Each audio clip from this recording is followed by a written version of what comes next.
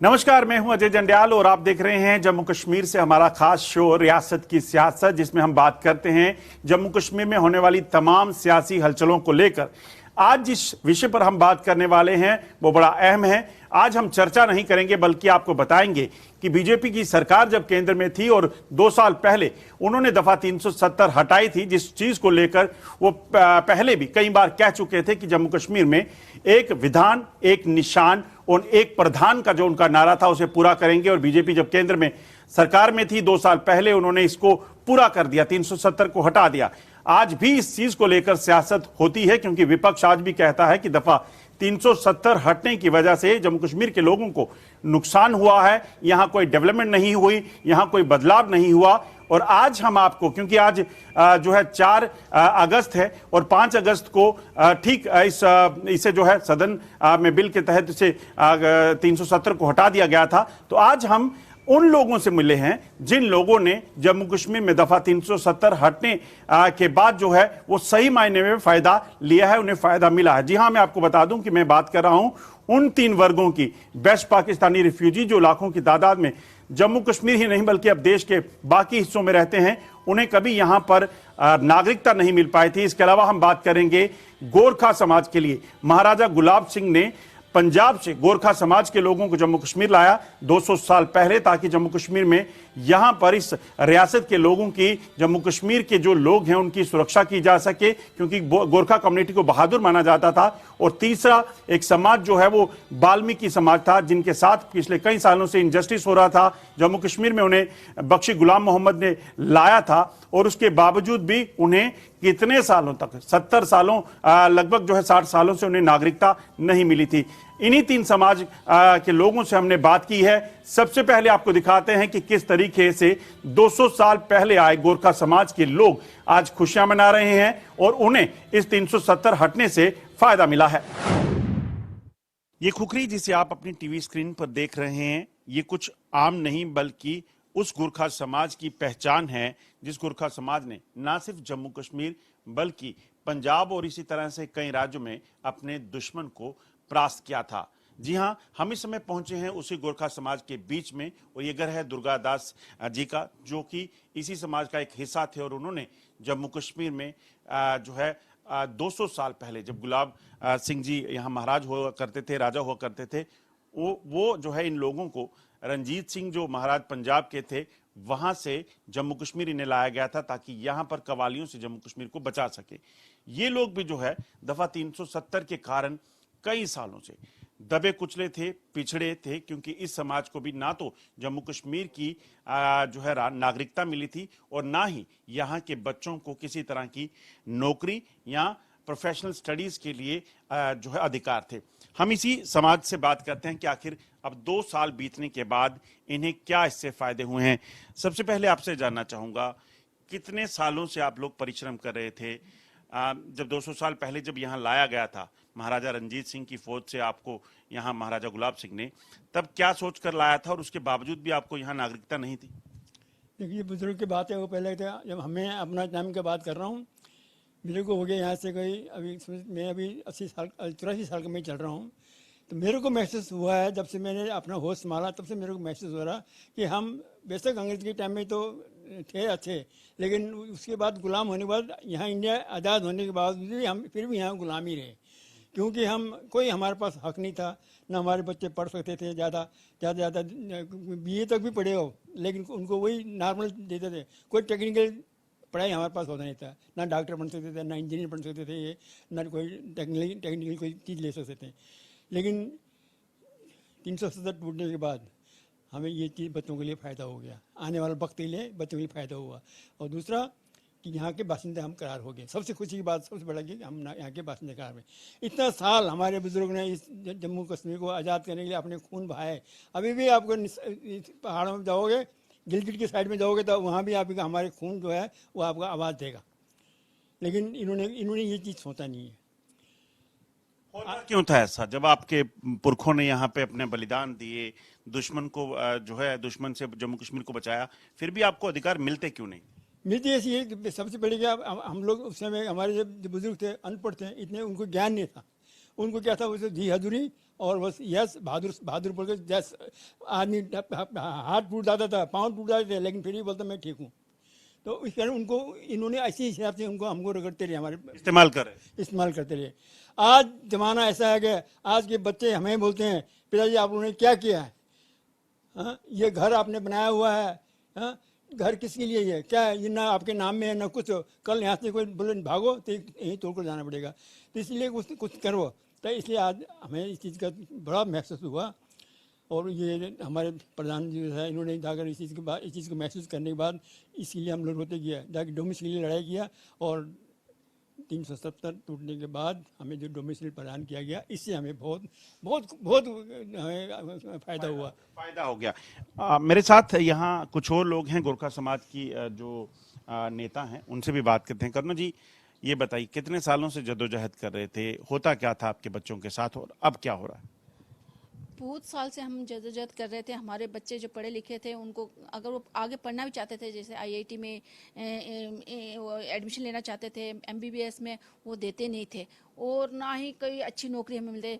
बाइद हमारे एक आर्मी फौज में जाने की हमारी जो पूर्वज थे वो भी आर्मी में नौकरी की, और जो अभी बच्चे हमारे जाते थे ऐसा 89 से पहले हमारे जो बच्चे रैली भर्तियां आती थी और उनको गोरखा कम्युनिटी के बच्चे 10-10, 20-20 इकट्ठे भर्ती होकर जाते थे। वही एक रोजी रोटी कमाने का हमारा साधन था, क्योंकि हमारे पूर्वज रहते आर्मी की सेवा की है पहले भी अभी भी। और 89-90 के बाद जैसे मिलिटेंट का दौर हुआ, हमें बच्चों का ये रैली भर्ती बंद कर दिया गया और उन्होंने ये कहा कि जिन जे.एन.के स्टेट के बच्चे जो आएंगे उनके पास पीआरसी होगा तो वही भर्ती होंगे, अदरवाइज नहीं। एकमात्र रोजी कमाने का वही हमें साधन था, वो भी हमें बंद हो गया। बहुत ही मुश्किलों का सामना करना पड़ा। जो पिछला राजनीतिक दल थे और प्रशासन थे, उन्होंने हमें बहुत दबा कुचला के रखा हुआ था यहाँ पे, कि कोई भी हमें हक हकूक से वंचित रखा गया था। अब 370 टूटने के बाद अब कैसा लगता है? अब लग रहा है कि कहीं ना कहीं आजादी की सांस है। जी बिल्कुल।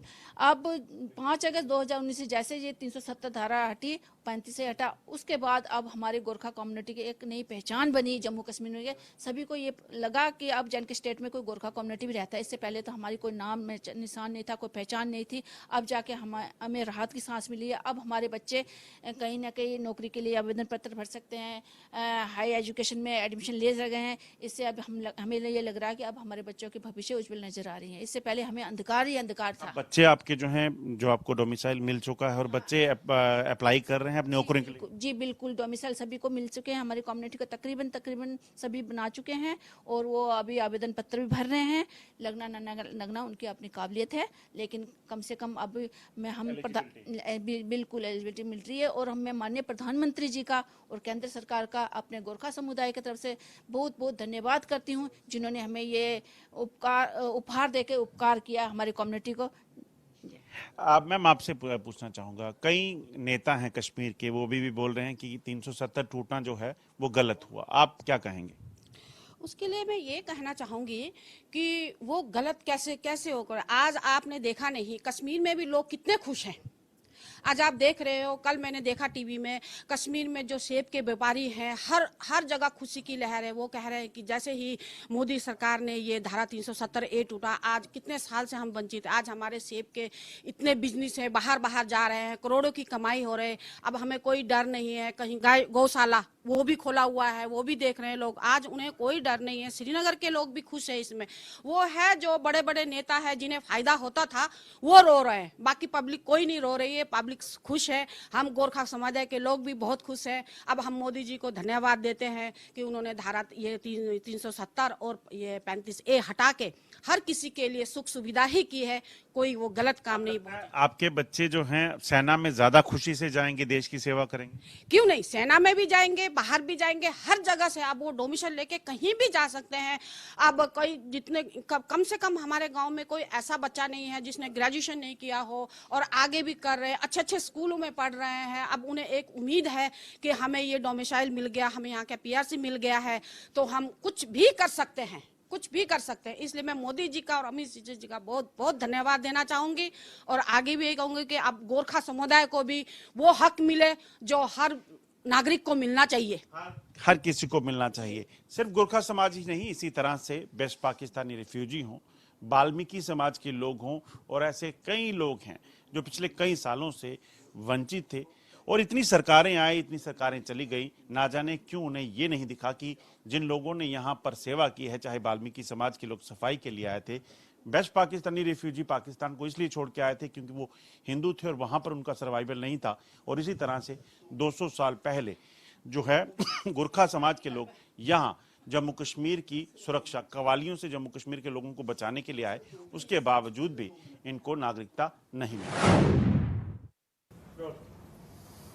गोरखा समाज के लोगों के बाद आपको हम मिलाएंगे उन जो है वाल्मीकि समाज के लोगों से, जिन्हें आपको बता दूं कि उस वक्त के प्राइम मिनिस्टर बख्शी गुलाम मोहम्मद ने जम्मू कश्मीर लाया था पंजाब से। और इस समाज को इसलिए लाया गया था क्योंकि जम्मू कश्मीर में जो सफाई कर्मचारी थे वो हड़ताल पे थे और हर कहीं गंदगी के ढेर लगे हुए थे। इसलिए 1957 में इन लगभग 172 फैमिलीज को पंजाब से जम्मू कश्मीर लाया गया, एक इलाके में बसाया गया। इन्हें कहा गया कि आपको घर, खाना, नौकरियां दी जाएंगी और यहीं पर आपको आगे सेवा करनी है, जम्मू कश्मीर में रहना है। मगर 60 साल बीत जाने के बाद भी कई सरकारें आई, कई सरकारें गई, मगर इन्हें नहीं मिले तो अपने हक। ना ही इनके बच्चे सफाई कर्मचारी के अलावा किसी और नौकरी में जो है अप्लाई कर सकते थे। जम्मू कश्मीर में दफा 370 के कारण किसी भी प्रोफेशनल कोर्स में इनको जो है एडमिशन तक नहीं मिलता था और इसीलिए ये बच्चे लाचार थे। मगर अब दफा 370 टूटने के बाद ये परिवार भी क्या महसूस कर रहे हैं, इन्हीं से सुनिए। 1947 में पाकिस्तान और भारत का जब विभाजन हुआ तो वेस्ट पाकिस्तानी रिफ्यूजी भारत से, मतलब भारत यानी कि जम्मू कश्मीर आए, मगर 1947 के बाद से अब तक उन्हें कोई नागरिकता नहीं मिली। मगर कई ऐसे परिवार हैं जो सिर्फ जो है भारत के रहने वाले से। जी हां, आपको बता दूं कि पंजाब से उस वक्त कई परिवारों को जम्मू कश्मीर सरकार जो है जम्मू कश्मीर लेके आई, जिसमें ये कहा गया कि उन्हें सिर्फ यहाँ जम्मू कश्मीर में म्युनिसिपल कॉरपोरेशन में यानी कि साफ सफाई के लिए यहाँ लाया गया। उन्हें भी पिछले कई सालों से, कई दशकों से जो है वो जस्टिस नहीं मिला था। आपको बता दूं कि हम इस समय विजय पाल जी के घर में हैं और ये पूरा परिवार जो है उन परिवारों में से है जो 1957 में 10 साल बाद जब भारत पाकिस्तान का विभाजन हुआ उससे 10 साल बाद जो है जम्मू कश्मीर लाए गए थे और उस समय इन्हें जम्मू कश्मीर की सरकार ने यहाँ लाया था। क्या उस वक्त कमिटमेंट्स हुई थी, क्या कहा गया था, वही जानते हैं इस वक्त विजय जी से और उनके परिवार से कि क्या बदला है 2 साल पहले जो है दफा 370 टूटने के बाद। विजय जी, ये बताइए क्या हुआ था जब आपको यहाँ 1957 में लाया गया था, तब क्या कहकर लाया गया था और क्या हुआ था? तो सर 1957 में जैसे कि हमारे बुज़ुर्गों का कहना है, क्योंकि मेरा तो जन्म यहीं का है, तो 1957 में हमारे बुज़ुर्गों का यही कहना है कि यहाँ के जो रहने वाले हमारे सफाई कर्मचारी थे उन्होंने हड़ताल कर दी थी, काम बंद कर दिया था। तो काफ़ी महामारी फैल गई थी जम्मू सिटी के अंदर। तो उस वक्त फिर यहाँ के जो प्राइम मिनिस्टर था, उस वक्त प्राइम मिनिस्टर था अलग से, तो उसने ये फैसला किया कि हम पंजाब से लोग लाएंगे। तो हमारे बुज़ुर्गों को वहाँ से कोई कम से कम मेरे ख्याल से 172 लोगों को लाया पंजाब से और हमें कहा गया कि हमें हर तरह के राइट्स दिए जाएंगे, मगर आज तक कोई राइट्स नहीं मिले। फिर आप लोग कहाँ रहते थे इतने सालों से? मैं देख रहा हूँ बाहर आपकी कॉलोनी जो है बड़ी छोटी सी है। कितने परिवार यहाँ रहते हैं और क्या हाल है? नहीं, हाल तो बहुत आज भी बुरा ही है, क्योंकि जो परिवार तब जहाँ आए थे आज उनकी चौथी पीढ़ी शुरू हो चुकी है। तो जगह उतनी है, बाकायदा हमें मकान बना के दिए गए थे, उस वक्त मकान बना के दिए थे, पानी की व्यवस्था, नौकरी दी गई थी, मतलब कि हर तरह की फैसिलिटी थी, मगर वो जो राइट पीआरसी हमें मिलनी चाहिए थी वो नहीं दी थी। उसकी वजह से हम सिर्फ यहाँ जम्मू में सिर्फ सफाई कर्मचारी बन के रह गए। और आपने जद्दोजहद की, उस वक्त सरकारों से लड़े थे? बहुत देर से सर ये चल रहा है हमारा। बहुत सी सरकारें आई, बहुत सी सरकारों को आगे प्रार्थना की गई, क्योंकि जब हमारे बच्चे पढ़ना लिखना शुरू हो गए, हमें तो पीआरसी का पता भी तभी चला जब हमारे बच्चे पढ़ना लिखना शुरू हो गए। तो बच्चों के पढ़ने लिखने के बाद ही हमें ये एहसास हुआ कि पीआरसी के बिना हमारा जीवन जो है व्यर्थ है। अब इनको पीआरसी यानी कि परमानेंट रेजिडेंस सर्टिफिकेट जो है वो मिल चुका है। मेरे साथ भट्टी जी जो है यहाँ हैं, इनसे बात करते हैं। ये बताइए कि अब जब दफ़ा 370 टूटी उसके बाद जो जिंदगी बदली है, दुनिया बदली है वाल्मीकि समाज के लोगों की, उसमें क्या हुआ है? 2019 5 अगस्त को हमारे लिए एक ऐतिहासिक फैसला आया कि जो केंद्र सरकार द्वारा और श्री माननीय मोदी जी की कैबिनेट द्वारा जो एक फैसला लिया गया और इसको निरस्त करने का, धारा 370 और 35A को, उसके निरस्त होने से वाल्मीकि समाज में को एक नया जीवन जम्मू एंड कश्मीर स्टेट में मिला।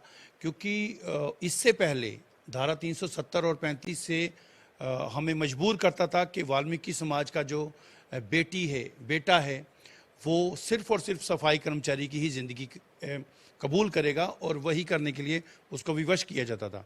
दूसरी प्रॉब्लम हमें ये आती थी नॉन पीआरसी होने की वजह से कि हमारे लोग जो थे वो ज़मीन वगैरह नहीं खरीद सकते थे, और ज़मीन ना खरीदने की वजह से जो 1957 से हमें जहाँ बिठाया गया था, 3-4 हमारी कॉलोनी जो गवर्नमेंट की तब की जो मोहम्मद बख्शी साहब के टाइम पे जो बस्तियां बना के दी थी, हमें वहाँ रहने को मजबूर किया जाता था क्योंकि हमें राइट नहीं था कि हम लैंड खरीद सकें। और दूसरा पीआरसी ना होने की वजह से हमें स्टेट स्पॉन्सर्ड स्कीम्स और सेंटर गवर्नमेंट की स्पॉन्सर स्कीम जिसके जो मैनुअल स्क्वेंजिंग होती थी या सफाई कर्मचारी के लिए विशेष कुछ पॉलिसीज़ बनाई जाती थी, वो यहाँ पे लागू नहीं होती थी क्योंकि हमें यहाँ का शेड्यूल्ड कास्ट भी नहीं माना जाता था। क्योंकि पूरे देश में अगर देखें, भारत देश में को वाल्मीकि समाज है वो शेड्यूल्ड कास्ट कैटेगरी में फॉल करता है, लेकिन यहाँ हमें शेड्यूल्ड कास्ट सर्टिफिकेट तक नहीं दिया जाता था। आप ये सोचिए कि जो लोग पिछले लगभग मैं कहूँगा कि 60 साल से जम्मू कश्मीर में लोगों की सेवा, क्योंकि सफाई कर्मचारी सुनने में आपको ऐसा लगता है कि शायद कोई बड़ा काम नहीं है, मगर ये लोग सही मायने में जम्मू कश्मीर के निवासी माने जाने चाहिए थे, क्योंकि इन्हीं लोगों ने जम्मू कश्मीर को दुरुस्त किया। क्योंकि आप सोचें अगर साफ सफाई नहीं होगी तो क्या होगा। मेरे साथ लव हैं, इस परिवार के बेटे, और अब की अगर बात की जाए तो कितना इस कागज के टुकड़े का मोल है इनकी जिंदगी के लिए, किस तरह से इनकी जिंदगी इससे बदलेगी या बदल रही है, इस पे बात करेंगे। लव, डोमिसाइल सर्टिफिकेट आपको मिल चुका है, क्या कहेंगे, क्या अहमियत है आपके लिए इसकी? जी, इसकी बहुत अहमियत है मेरी ज़िंदगी में, क्योंकि मैं लॉ करना चाहता था 12th के बाद, लेकिन पीआरसी नहीं होने की वजह से मैं लॉ नहीं कर पाया। अच्छा, आपको एडमिशन नहीं मिला? जी नहीं, बिल्कुल नहीं। फिर उसके बाद फिर मैंने सिंपल ग्रेजुएशन की और आज भी फिर मैं किसी प्राइवेट जॉब कर रहा हूँ। अगर आपको लगता है कि अगर आपको ये पहले मिला होता, आपको नागरिकता मिली होती, तो फिर क्या होता? जी, फिर मैं शायद एडवोकेट बन गया होता और अपने समाज के जो मुद्दे हैं, इश्यूज हैं, वो उठाता। आप क्या कहना चाहेंगे, ये डोमिसाइल जो है इसके मायने आपके जो लोग हैं वाल्मीकि समाज के, उनके लिए क्या मायने हैं? जी, इसके लिए बहुत मायने हैं, क्योंकि आजकल काफ़ी कंपटीशन का दौर है, तो हमारे बहन भाई हैं जो युवा युवती हैं काफ़ी अच्छे पासिंग मार्क्स के ला रहे हैं, वो स्कोर कर रहे हैं, तो इसलिए काफ़ी अहमियत है उनके लिए। लगता है कि अब उन्हें नौकरियां जम्मू कश्मीर सरकार में बाकी नौकरियां भी मिलेंगी? जी बिल्कुल, हाँ। आप इस चीज को सोचिए कि ये समाज जो है दबा कुचला समाज था, मगर सरकार को क्योंकि इस वक्त जरूरत थी तो इसलिए जम्मू कश्मीर लाए गए। मगर इतने सालों के बावजूद भी सरकार ने कभी ये नहीं सोचा कि इन परिवारों को भी जो है कहीं ना कहीं एक ऐसी जिंदगी दी जाए जिससे ये लोग जो हैं अपनी ज़िंदगी में एक बेहतर भविष्य बना सकें। इनके बच्चे सिर्फ और सिर्फ जो है वो सफाई कर्मचारी बन सकते थे, मगर अब क्योंकि इन्हें डोमिसाइल मिल चुका है, ये लोग जो हैं, इनके बच्चे जो हैं, किसी भी प्रोफेशनल स्टडीज़ में जा सकते हैं, किसी भी जम्मू कश्मीर सरकार की नौकरी के लिए आवेदन तक भर सकते हैं, नौकरियां तक ले सकते हैं। और आखिर में हम आपको बताएंगे जम्मू कश्मीर में रहने वाले बेस्ट पाकिस्तानी रिफ्यूजियों की वो कहानी जो पिछले 70 सालों से, जब भारत और पाकिस्तान का विभाजन हुआ, उन्होंने जम्मू कश्मीर यानी कि भारत को इसलिए चुना क्योंकि उन्हें सुरक्षित रहना था। हिंदू समाज के लोग थे, उन्हें लगा कि अगर हम पाकिस्तान जाएंगे जिसकी बुनियाद ही इस्लाम पे टिकी हुई है तो शायद हमारा फ्यूचर जो है, हमारा जो भविष्य है वो अंधकार में होगा, इसलिए वो भारत आए। और भारत सरकार ने उस वक्त उन्हें जम्मू कश्मीर में अलग अलग जगहों पर बसाया ताकि उनकी जिंदगी जो है वो गुजर बसर जो है हो सके। इसी के लिए उन्हें कई जगह पर जो है जगह अलॉट की गई ताकि वो अपनी खेतीबाड़ी करके अपना रैन बसेरा वहां बना सके। मगर 70 सालों के बाद भी जम्मू कश्मीर में रहने वाले इन्हीं बेस्ट पाकिस्तानी रिफ्यूजियों को आज तक, यानी कि 2 साल पहले तक, किसी भी तरह से नागरिकता नहीं थी। इनके लोग जो हैं नौकरियां नहीं ले सकते थे, इनके बच्चों को स्कूलों में पढ़ाई नहीं करने दी जाती थी, जो प्रोफेशनल स्टडीज हैं, जिसके कारण इनका भविष्य भी अंधकार में था। और अब दफा 370 टूटने के 2 साल बाद ये क्या कहते हैं, इन्हीं से सुनिए। जम्मू कश्मीर में दफा 370 और 35 से टूटने के बाद भले ही कश्मीर के कुछ नेताओं को अभी भी पेट दर्द हो कि आखिरकार 370 टूटी है, उससे फायदा क्या हुआ है या क्या नहीं, मगर जम्मू की बात करें तो जम्मू में ऐसे कई लोग हैं, हजारों लोग हैं या लाखों लोग हैं जिनको इससे फायदा मिला है। हम इस समय पहुंचे हैं बेस्ट पाकिस्तानी रिफ्यूजियों की एक कॉलोनी में, जो जम्मू शहर से बिल्कुल बाहरी इलाके बावलियाना में बनी हुई है। और ये घर आप जो देख रहे हैं, ये पिछले कई सालों से बन रहा था, मगर इसे कंप्लीट नहीं किया गया था। क्यों? जो हमें इन परिवार ने बताया है, उन्हीं से पूछते हैं कि आखिरकार वजह क्या थी। ये बताइए कि मैं देख रहा हूँ घर पुराना तैयार तो करना था, मगर क्या नहीं था, क्यों आप लोग ये काम नहीं करते थे, क्या दिक्कत थी, और 370 टूटने के बाद अब क्या है? सर मेरी बात सुनो, हमने कम से कम भी 5 साल हो गया मकान बना के रखा हुआ, अभी तक तो हमारा कंप्लीट होने नहीं दिया उन्होंने, तो ना ही हमारा था ये तो मालूम नहीं है कि तैयार होना कि नहीं होना, इस चीज का हमें मालूम नहीं है। अब जब 370 टूट गई है, अब क्या है, पहले क्या होता था? अब तो हम सोच ले हमारा हो गया, अभी अब तो हमारा हो गया, अभी हम किसी भी वक्त तैयार कर सकते हैं। अच्छा, और पहले क्या होता था? पहले नहीं तैयार करने देते थे। क्या कहते थे? बोलते नहीं है आप पाकिस्तानी हो। आप इस चीज को समझिए, ये बता रहे हैं कि ये जमीन, ये घर जो है, इन्हें अलॉट किया गया था, मगर ये इनका था नहीं, क्योंकि लोग बनाने नहीं देते थे, सरकार बनाने नहीं देती थी, जमीन अलॉट हुई थी। और ये खुद भी शायद डरते होंगे कि सरकारी जमीन है, क्योंकि दफा 370 टूटने के बाद इनको जो असर हुआ, उससे पहले क्या होता था, 1947 के बाद से ये परिवार जो है इस चीज में थे कि सरकारी जमीन पर हमें रखा गया है। इसी परिवार के अंदर हम पहुंचे हैं, कुछ बच्चे यहाँ पे पढ़ रहे हैं इस परिवार के, और इन बच्चों के लिए आपको बताऊं कि इनका भविष्य कहीं ना कहीं अंधकार में था। पिछले कई सालों से इस चीज को लेकर ये परेशान थे कि आखिरकार इनका होगा क्या। इन्हीं से बात करते हैं कि आखिरकार क्या सोच रहे थे पहले ये, और अब क्या हुआ है। आपका नाम क्या है? शिवानी प्रजापति। शिवानी, ये बताइए कि क्या हो रहा था पहले, मतलब पढ़ाई आप कर रहे हैं, पहले क्या होता था, अब क्या बदला है 2 साल में जो 370 टूटी है उसके बाद? पहले हमें ये ट्रस्ट नहीं था कि हमारी कहीं जॉब लगेगी, हम जो पढ़ाई कर रहे थे वो ऐसे ही बेफजूल थी, माँ बाप के पैसे ही खर्च हो रहे थे, हमें बस ये नहीं पता था। हमें लोग कहते थे कि आपका इस कंट्री पे कोई हक नहीं है, हमें कोई जॉब वगैरह वगैरह नहीं मिल रही थी। पर अब से जो 2-3 साल से ये 370 टूटी हुई है, हमें ये ट्रस्ट हो गया कि हम पढ़ लिख के कुछ बन सकते हैं, अपने माँ बाप का नाम रोशन कर सकते हैं। मैं बड़े होके टीचर बनना चाहती हूँ, अपने माँ बाप का नाम रोशन करना चाहती हूँ, क्योंकि हम गवर्नमेंट स्कूल में पढ़ते हैं। गवर्नमेंट स्कूल में इतनी अच्छी पढ़ाई नहीं होती जितनी प्राइवेट स्कूल में होती है। पहले क्या होता था? पहले 370 की वजह से घर वाले क्या कहते थे, पढ़ाई का कोई फायदा नहीं? नहीं, घर वाले कहते थे कि घर पे बैठो, कोई फायदा तो है नहीं है। आप क्या बनना चाहते हो बड़े होके? टीचर। क्यों? क्योंकि सरकारी स्कूल में अच्छी पढ़ाई नहीं होती थी, इसलिए मैं टीचर बनना चाहती हूँ। आप टीचर बन के क्या अच्छी पढ़ाई कराओगे? यस। आप इस चीज को सोचिए कि ये परिवार जो है इस चीज को लेकर परेशान। बच्चे कहते थे कि क्या बनेंगे, क्या होगा, पढ़ के क्या करेंगे? कहते थे बच्चे कि हमें पढ़ने का शौक है, हम कुछ बनेंगे, पर इस दफा के कारण बेचारे ऐसे, फिर हम भी ऐसे हार ही मान गए थे। अब सोचिए कि ये बच्चे जो पिछले कई सालों से स्कूल जाते होंगे, और इन परिवारों में हमने कई सालों से, क्योंकि हम कवर करते हैं, हमने कई सालों से देखा है कि लोगों को ये दिक्कत आती थी, पढ़ लिख कर करेंगे क्या। यहाँ एक माता जी हैं, मुझे याद है जब कुछ साल पहले मैं इनके पास आया था, तब भी इसी तरह से इस मंदिर में पूजा करते रहते थे। माता जी, क्या मांगते थे भगवान से, और अब क्या हुआ है? भगवान से मांग रहे हैं भी अस 70 साल दी दफा टुटा था, अस इधर रौने वाले बच्चे, असें ये शुक्र किया भगवान अगे दुआ मांगी भी सानू इधर दे रौने वाले बनाई ओड़ेआ।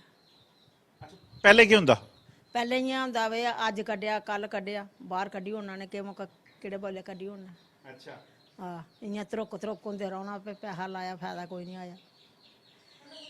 आपको बता दूं कि ये कह रही हैं, यहाँ की जो लोकल लैंग्वेज है डोगरी, उसमें बता रही हैं कि 70 साल से ये लोग जद्दोजहद कर रहे थे, और इस चीज को लेकर हर वक्त ये प्रार्थना करती रहती थी कि हमारा क्या होगा, कुछ ऐसा कर दे भगवान कि कम से कम ये लोग जो हैं वो जम्मू कश्मीर के नागरिक बन जाएं।